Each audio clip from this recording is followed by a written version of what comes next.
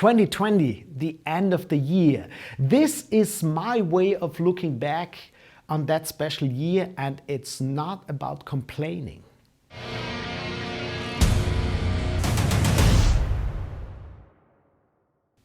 Well, I think no one expected how that year would turn out.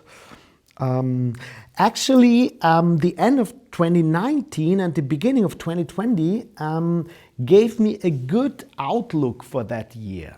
From the planning, it would have been the most successful year in my whole career, but no.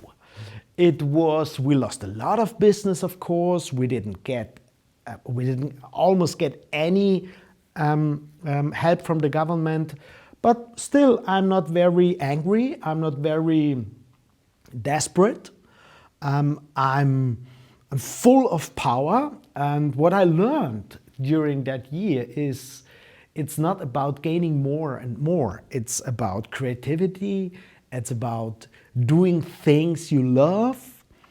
Only you have to have so much money that you can survive. It's not that you gain more. And with gaining, I don't mean only money, I mean with buying things. Because a lot of people have enough to live, but they are not happy when they can't get any more things or travels or things like that. And what I learned is that within me, there is a power that is always a little bit more on the plus side. And I know a lot of you who follow me have the same view on life. And sometimes, as I read from your comments, it's hard for you to stay on the plus side. Sometimes we're getting a little frustrated, we lose hope, we think, when will that ever end? And you know, this channel is also here to pull you on the plus side of life. In those days when you think, oh, it's getting harder and harder, on my channel you won't find that much complaining. Almost no one complains in the comments. Read the comments and you will see 80 to 90% are always on the plus side. So is me. Maybe we would be more successful if we founded a channel that would predict the end of the world or the end of the society as we knew it, you know, all those words, or the business life as we knew it. You know what? Do you remember lockdown number 1, which was March, April, a little bit of May, I think? We almost have forgotten how that was, because our brain isn't made for remembering those things so much. We live in the here and in the now. And when someone tells us, oh, we have a shutdown until February, we think, oh my God, life will end, I won't stand it. But if you look back, you think, yeah, it was a couple of weeks where we stayed at home, we didn't dress as we should, our hairdo wasn't, that's why I have this, our hairdo wasn't as we would do it if we would go outside, you know, but in the essence, our life didn't change that much. I didn't travel that much, but I had a lot of great things to do. The first time for me to work for NATO, which was very interesting. Ambassadors, diplomats worked with me on the body language of negotiations. I did a lot of media and I learned how to work with camera. I did that before a lot of times for 10, 15 years, but now I really learned how to work with it. I got a little bit more insight in the technical things, and I did quite a lot of online seminars. And I learned to love it, at least a little bit. I don't love it as much as I do live seminars, or I love being on the stage in evening shows, in public shows, but I start to love it. And maybe that's for you, you know. At the beginning you thought, oh, video conferences, oh, that is not good, I hate it. But now, as you did tenth or hundreds of video calls, maybe you get used a little bit. Yet you know what? Your personality broadened a little bit. It got a little bit more self-confident. Because nowadays when you see a camera, you don't get standoffish. You think, okay, I don't love it, but I can handle it. And that is the positive things out of that. And you know, I don't know how 2021 will be. I don't know if we can extinguish that virus. I don't know if the vaccines help. I don't know that. But I'm looking with a lot of positive feelings towards my future. One thing is, I don't look too far into the future. You know, when someone asks me in interviews, Mr. Vera, where do you see yourself in 5 years? And I think, in 5 years? I'm happy when I see myself in the mirror every morning. Don't ask me where I am in 5 years.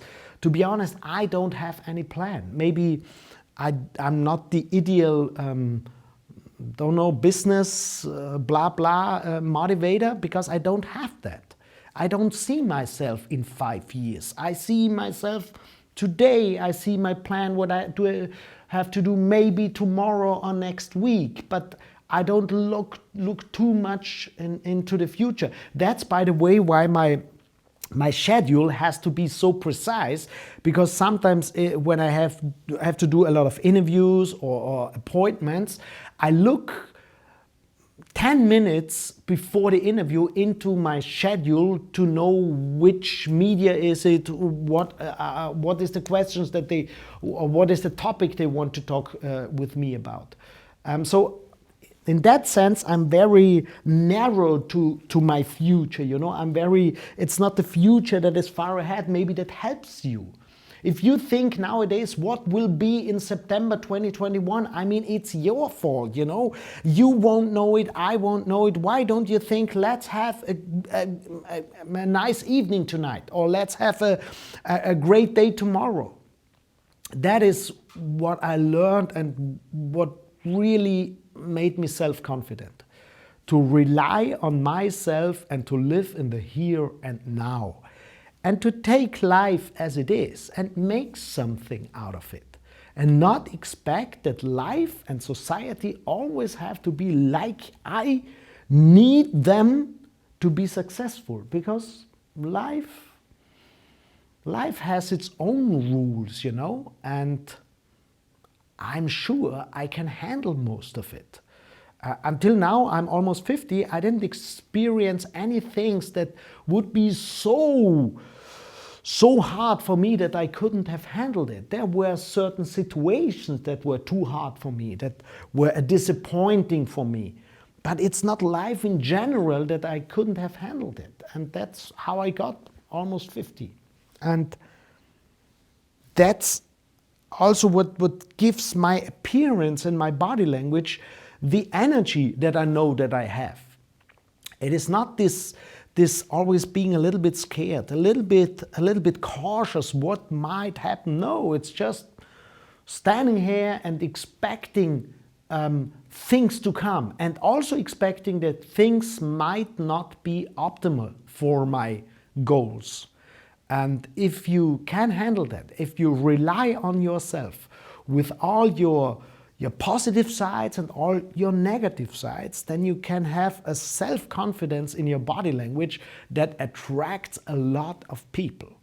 And in that sense, this year was just great for me, having time with me and my family and being creative, having a rhythm in life, you know, which I hardly ever have, you know, sleeping in the same bed, waking up about the same time, doing sports almost every day. That was really great for me. Of course I miss traveling, of course I miss going out there, of course I could have earned more money, but who cares? That was as 2020 was. And I don't look back too much. I'm looking to a nice evening and having fun with you and connecting with you via social media. And that is why I like social media. Not that there wouldn't be any things that I wouldn't hate with social media. But being able to connect with you is just great. Maybe those insights into my year 2020 will help you a little bit to turn your paradigms in life into the direction that gives you a good feeling. Not whether they are wrong or right, but they give you a good feeling. Because you know what? In the end, maybe I'm wrong with my positivity.